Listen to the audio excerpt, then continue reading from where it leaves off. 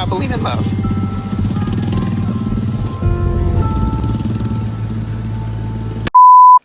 Losses. The best part about Forex. Psych. Because it is essentially impossible to avoid losses in Forex, other than just not trading Forex at all, the best thing to do is to learn how to handle them and how to overcome them so that you can just learn and move on. So in this video, I will be sharing some helpful things to consider when you're dealing with losses in Forex. So keep watching.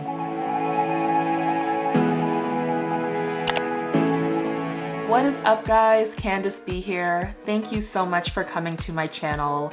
Welcome back to my subscribers and welcome to my new ones. Sorry if the lighting might seem different than my most recent other videos. It's just because I'm filming at night, so I don't have any daylight helping my ring light, so sorry. Now, I personally feel like being able to overcome losses in Forex is what is going to make you a much stronger trader, both mentally and skill-wise. So let's briefly talk about some things that you can implement when you're going through these unfortunate yet inescapable moments in your Forex journey. As a disclaimer, these points that I'll be sharing are simply just suggestions that I personally implemented in terms of being able to overcome losses very quickly and move on, and they've really helped change my Forex trading for the better. Now, I am only human, so of course there are moments where I slip up, but the overall goal is to remain emotionless when it comes to both winning and losing trades. Also, these suggestions that I am sharing are in no particular order at all. So that being said, my first suggestion is to train yourself to accept the loss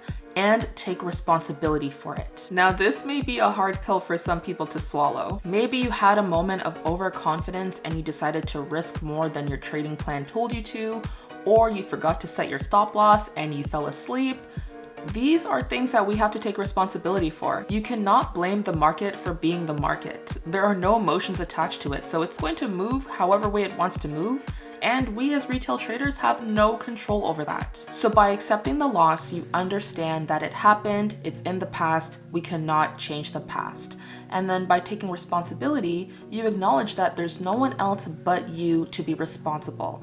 And this is not to put yourself down or anything like that. Responsibility is different from blame because, in my opinion, responsibility has more to do with how you react to the situations. I feel like once I personally realized this and I started to take responsibility for my trades, I actually became much wiser and much more patient with my trading. And it brought me a lot more clarity. So I hope that if you implement this, that it also brings you guys more clarity. So my second suggestion kind of piggybacks from my other suggestion, and that is to stop and meditate. Now, this right here has worked wonders for me. I literally meditate every single day now for at least 15 to 20 minutes. Visualize yourself in a winning trade and seeing it hit take profit. Visualize how it would feel to cut your losses short and to accurately follow your trading plan.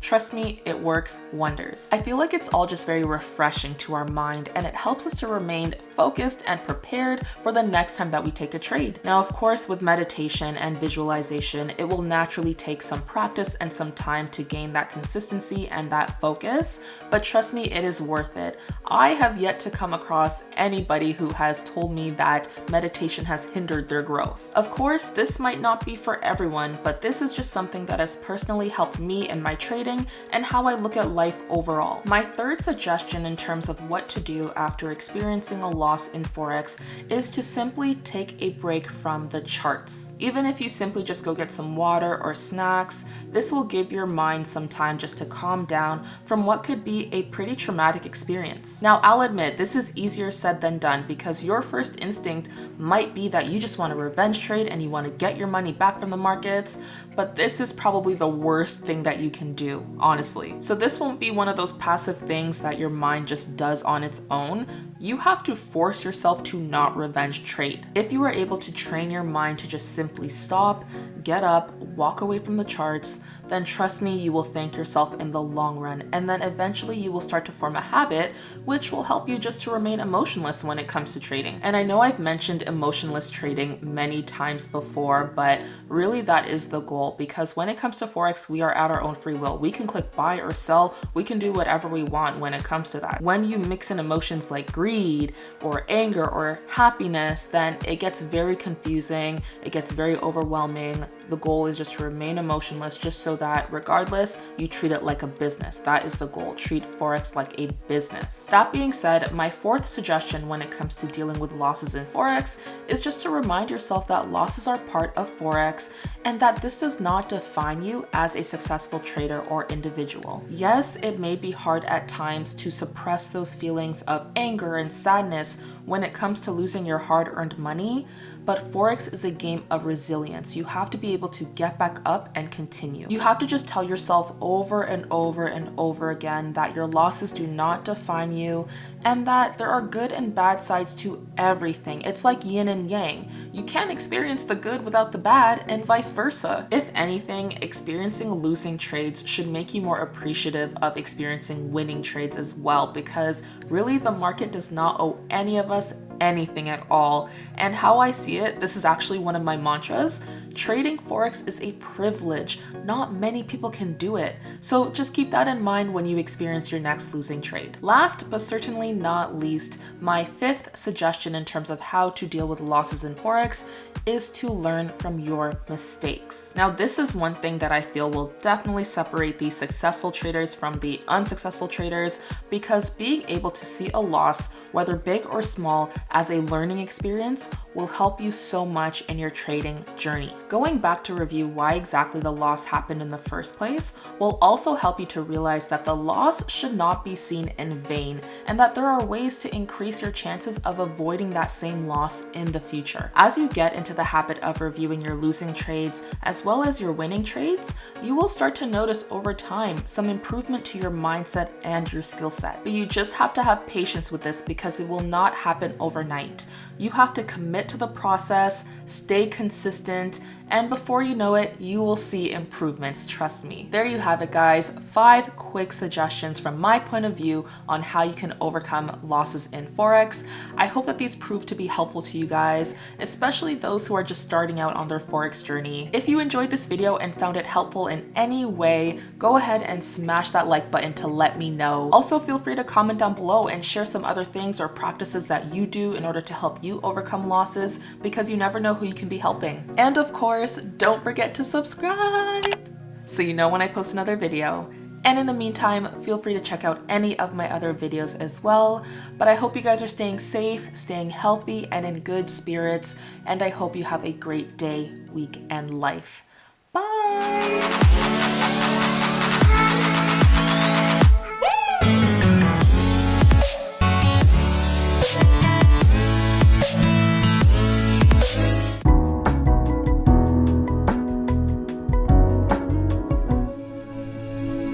Decide, commit, act, succeed, repeat. If you want to be an impactful personality, you have to develop certain types of thinking and perceptions that change the way you see yourself and see the world. No matter what you want to do in life, no matter what your ambition is, that your dreams can come true if you persevere, if you work hard, and if you realize that what you might think is impossible is possible in today's world. Your life is what you think it should be. That's exactly what you are right now. You are what you thought you should be. And if you don't like who you are, you got to change what you think you should be. What you think is more important than what you do. And so if you want to change, you got to work on this attitude bit. Starts as soon as you open up your eyes in the morning, or whenever it is that you start the day. As soon as you open up your eyes to greet the day, you enter into consciousness. It is at that moment that your creativity is at its most powerful. Right there and then, you have an opportunity to steer your thoughts and your emotions in the direction that you want them to go, not in the direction that they're telling you to go. In other words, you can literally choose to seize the day, or you can let the day seize you. Nothing works the first time. When you try something new, it probably won't work. Every failed experiment is one step closer to success. You've got to take risks. If you don't fail, you're not even trying. To get something you never had, You have to do something you never did. Pain is temporary. It may last for a minute, or an hour, or a day, or even a year. But eventually, it will subside, and something else will take its place. If I quit, however, it will last forever. And when you want to succeed as bad as you want to breathe, then you'll be successful. You got a dream, you got to protect it. People can't do something themselves. They want to tell you you can't do it.